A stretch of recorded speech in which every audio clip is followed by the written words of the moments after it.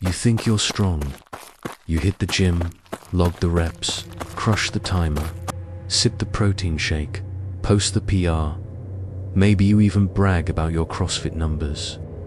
But if you stepped onto a field in the year 1187 and found yourself face to face with a Crusader knight, full steel warhorse snorting, a lance tucked and leveled, you would discover the truth in the space between two heartbeats. And here's the truth. You wouldn't last long enough to realize how badly you were outmatched. The myths got it wrong. The movies got it wrong. Knights weren't slow men trapped inside tin cans.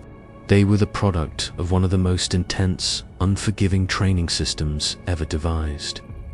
Not a hobby, not a sport. A system whose only scoreboard was life or death. It began at 7. While modern kids practice tying shoelaces and reciting the alphabet, a page learned to ride, to tend a horse, to haul a shield until the shoulders burned, to swing a wooden sword until palms blistered and bled. There were no off-seasons, no summer break, no sick days. Every sunrise brought drills. Every dusk, more repetition.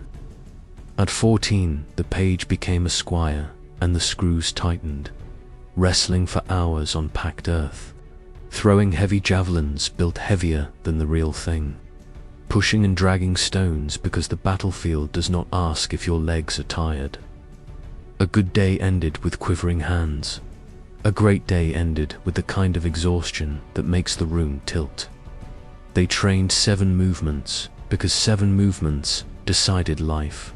Ride, swim, climb, fence, wrestle, leap, and, yes, dance. The last one makes people laugh until they see a man die for bad footwork. In armor, balance is breath. Rhythm is survival. A misplaced step is a blade in the ribs. Stories survive of men like Jean II, Lemengre, Ushikot, climbing an inverted ladder hand over hand while wearing 60 pounds of steel. That's not movie magic. That's what a lifetime of ruthless practice looks like when it hardens into capability. And the armor, forget the clatter and staggering you've seen on screen. A suit of tempered plate weighed roughly 33 to 55 pounds, spread evenly across the body so a trained knight could run, pivot, roll, mount, dismount, and launch into a sprint before you finished the thought. I didn't think they could move like that. Mobility, yes, but at a price. Modern biomechanical tests show movement in armor can nearly double energy cost. Imagine paying that tax for hours while people try to kill you. Archaeology adds its own cold footnotes. Skulls from medieval battlefields rarely tell the story of a clean death. They read like ledgers of violence, multiple cuts, crushing blows, punctures layered upon punctures. Combat was not a single strike and a dramatic collapse.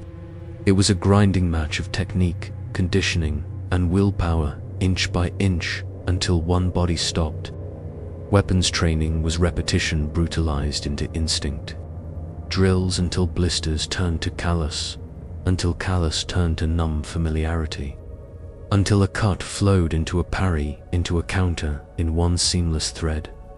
Today, a bad rep means a pulled muscle. Then, a bad rep meant you didn't see the next winter. And the mind had to keep pace with the body.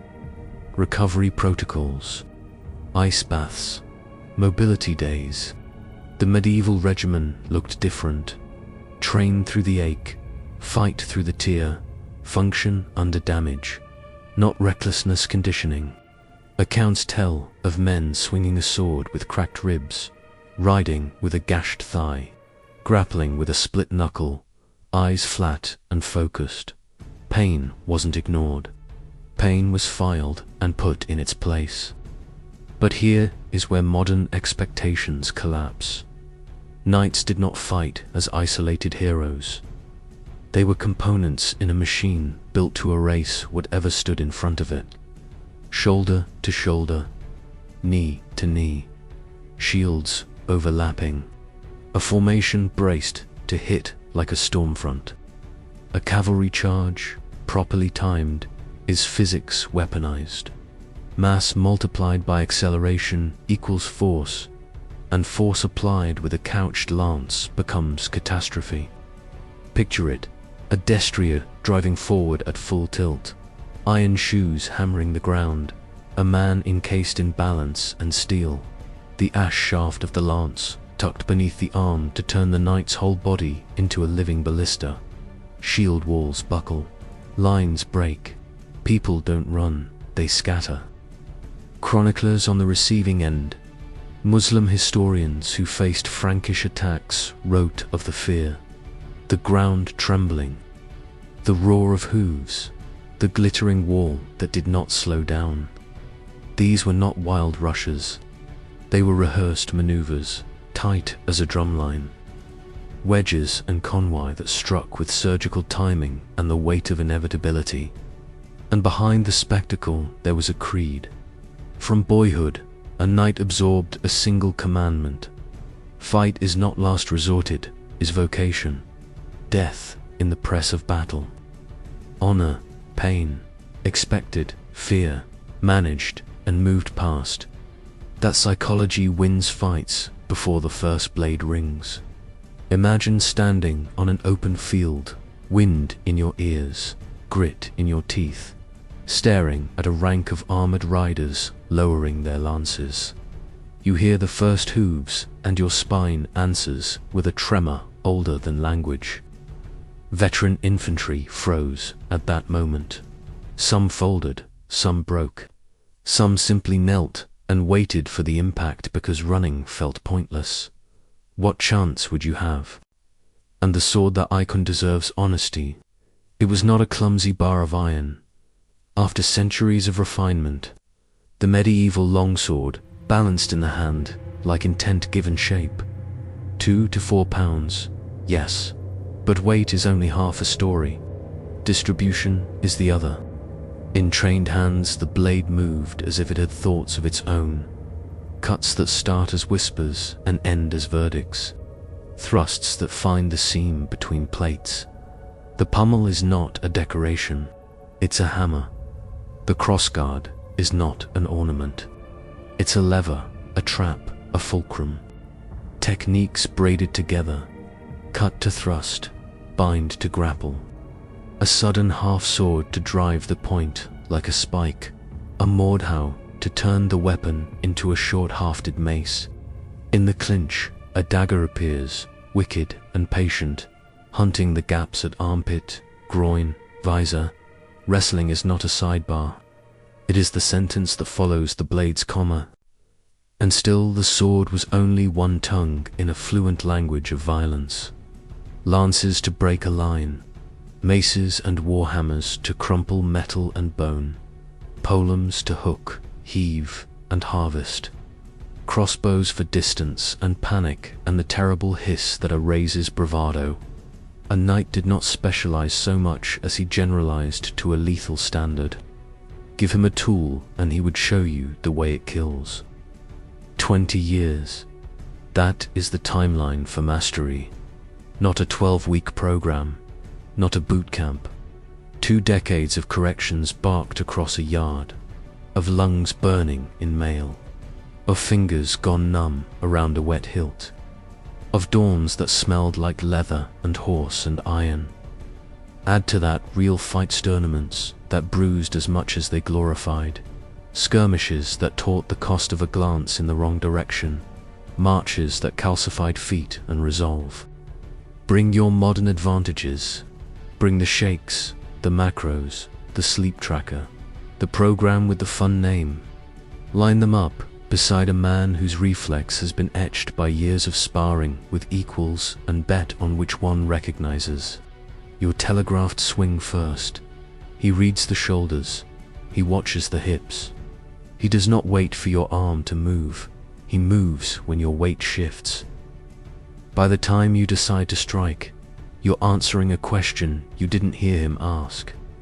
And if by some miracle you land a blow, hear it, the hollow, devastating clang of your weapon on plate, a sound that steals belief. Armor is physics and psychology combined, angles to shuck a cut, curves to diffuse a thrust, padding to drink the shock. Protection, yes, but also a message. Nothing you do matters. The ground remembers. Excavations pull up bones inscribed with intent. Narrow cuts precisely where arteries cross bone. Punctures at the seam where plates meet mail. Fractures that read like a textbook on leverage. This was not frenzy. This was economy, the strict mathematics of ending a fight with the least wasted motion. And if you think the Crusader was the summit, history politely disagrees. He is the emblem Europe remembers, not the only peak it raised. The Knights Templar, the Hospitallers, the Teutonic Order, each ran a house-sized machine that took in boys and returned weapons. Methods varied in prayer and emblem. They converged in outcome. A 12-year-old squire, after 5 years in that furnace, would embarrass most modern adults in a fight. By 17, the knighting ceremony made official what the body already knew. He was not a man with a sword. He was a sword that happened to be a man. Day after day set a rhythm. Before dawn, stable work to train humility in hands. At first light, riding drills and falls. Mid-morning, footwork patterns until calves quivered. Noon, sparring with blunted steel that still raised welts. Afternoon strength, hoisting stones, hoisting sacks, wrestling men who did not want to be moved. Evening, maintenance, prayer, silence, and sleep that came like a dropped curtain. Then rise and do it again, because the people who did it better lived, and the people who didn't did not. Comfort is a recent invention. So is choosing hardship. In that world, hardship chose you. Modern life has anesthetics for everything. Theirs had purpose. Ours measures readiness with metrics. Theirs measured it with whether you could hold the line at the moment, a line most wanted not to be held. None of this is an insult to you. It is a statement of scale. You are comparing a pastime to a calling, a gym to a crucible. They trained for reality, and reality graded on a curve that had no gentle slope. So if you step into their century, understand what you're stepping into. You are not walking into a jewel. You are walking into a system refined by generations who had nothing to sell you, only a narrow bridge across which the unprepared did not pass. Picture the last seconds of your imagined duel. You square up, he doesn't. He angles, you fix on his blade. He watches your feet, you inhale to explode. He is already moving, and the movement is not even the blade. It is the placement, the pressure. The off-balance you do not feel until your view tips and the sky becomes ground. The finishing stroke is neither dramatic nor loud. It is correct. And that is the word that ties the whole thing together. Correct, correct stance, correct distance, correct timing, correct fear, felt, acknowledged, bridled. Correct use of strength so that nothing is wasted and everything is paid forward into the next second. The distance between their fitness and ours is not simply wider, it is different. We have traded necessity for optionality, pain for convenience, risk for comfort. Those are good trades, mostly, but something was lost in the bargain. The capacity to stand inside difficulty and make it ordinary. The Crusader Knight is proof of what people become when perfection is not a slogan but a bill that comes due at dusk. He is proof that the body follows the mind and the mind follows the story it is told from childhood. Their story said, "This is who we are, this is what we do, this is how we end the day," and so they became it. Remember that the next time someone tells you the ancestors had it easy, or that modern training has solved the old problems. It solved many and invented others. It built comfort and, with it, the illusion that will can be downloaded like an app. Will is built in the dark, when you do the hard thing because not doing it has a cost you refuse to pay. So, be grateful you will never have to prove any of this. Be grateful the line of armored riders will never lower their lances and come thundering toward you across a torn field. That you will never taste dust and iron and the moment the earth itself seems to accelerate. Be grateful the clang you hear will be gym plates and not your last thought bouncing off tempered steel. And if you still think modern people are tougher, close your eyes, hear the hooves, feel the ground, count the heartbeats. When you open them, remember, in that world, you wouldn't even get the chance to be wrong twice. Across the map, not only Crusaders carried this fire. In the Levant, mounted Mamelukes drilled with a ferocity that made their bows sing like insects. In the north, Baltic winters carved Teutonic brothers into iron silhouettes against ice. In Iberia, frontier knights learned to fight in dust, in alleys, in siege ladders slick with sand and blood. Warrior cultures converged on the same brutal thesis: excellence or extinction. A final image to keep, a practice yard at dusk. Two boys circle, wooden blades up, breath fogging in cold air. A master watches, face unreadable, correcting nothing because correction has already been hammered into them. The older boy faints, and the younger does not bite. He steps instead, the smallest angle, the right angle, and the bout ends on a soft thud, the sound of inevitability. Behind the wall, a horse stamps. Somewhere in the kitchens, a bell rings. The day is done. Tomorrow begins. And you, lucky, modern, get to watch from centuries away, safe and comfortable, and still feel the shock run up your arms. That is the echo of a world that built men for war and then sent them into it. The echo says, respect the distance, honor the craft, and don't mistake your hobby for their profession. Because against a fully trained Crusader knight, it would not be a fight. It would be a lesson, and the lesson would be very, very short.